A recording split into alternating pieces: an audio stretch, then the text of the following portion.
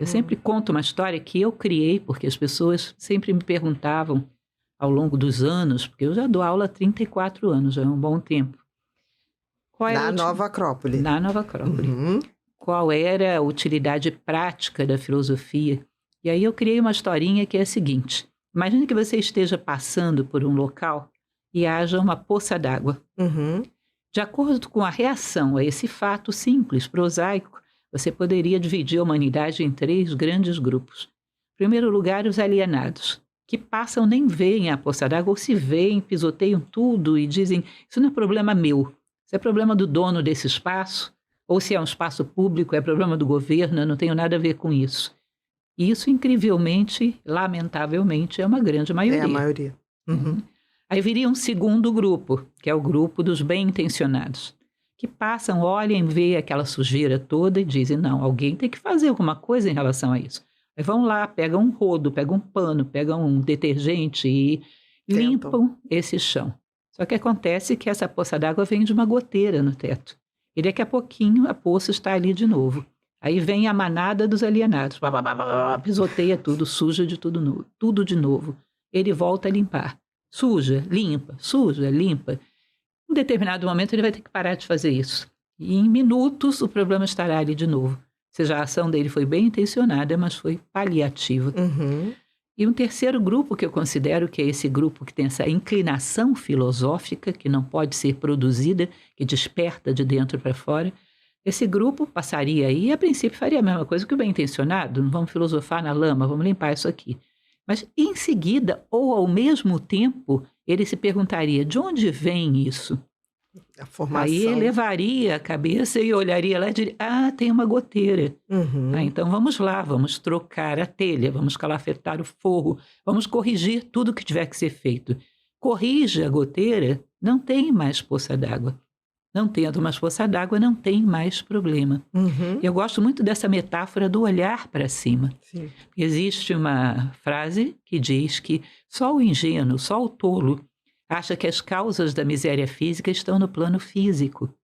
As causas da miséria física sempre estiveram e sempre estarão na miséria psicológica, moral e espiritual do ser humano.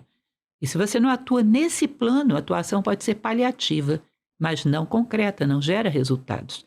Então o filósofo sempre busca onde está a origem dessa postura, a origem desse problema. E às vezes não é um problema nem individual daquela pessoa, é um elemento cultural de um determinado momento histórico que ela está assimilando e gerando aquela dor, gerando aquele desajuste, e ela toma como uma questão pessoal e às vezes não é. Aliás, esse é um marco divisor, porque é muito próximo, né? O que faz uma psicologia, do que faz uma filosofia nesse sentido. Mas a filosofia trata de uma questão que é inerente à condição humana, enquanto que a psicologia trabalha com um caso em particular, né? A psicologia, eu digo que ela está mais na questão, psicologia, psiquiatria, na questão da mente. E as pessoas confundem muito mente com espírito, não tem nada a ver. Mente é uma atividade de pensamentos geradas por uma máquina chamada cérebro.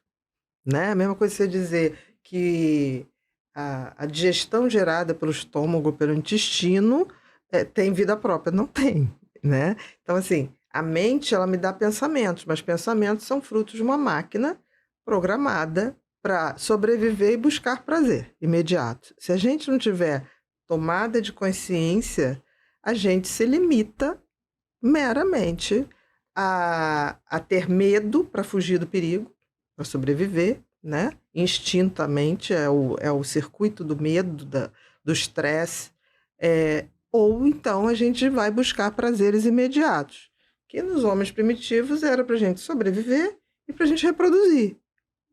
E se a gente não tomar consciência que nós somos muito mais do que uma cambada de pensamentos produzidos estrategicamente para manter a espécie viva, a gente não dá um passo além. A gente só sobrevive mesmo, né?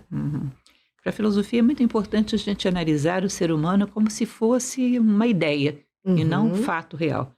Essa condição humana, ela gera determinadas situações de desajuste, de certas limitações que são naturais e de se esperar de um ser humano. E são as mesmas para o homem de hoje e para o homem de, 5.000 anos. São exatamente as mesmas. Hoje o ser humano acha que aquilo que viveu um egípcio, que viveu um grego, não serve como orientação para ele. As questões fundamentais da vida não mudaram absolutamente nada.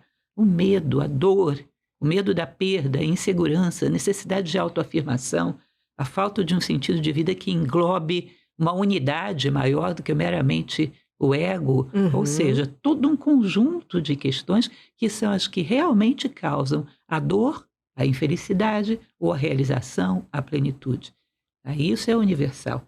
A filosofia entra muito nessa questão do universal, mas acaba que há aí um entrelaçar que é inevitável, né, com a área que vocês trabalham.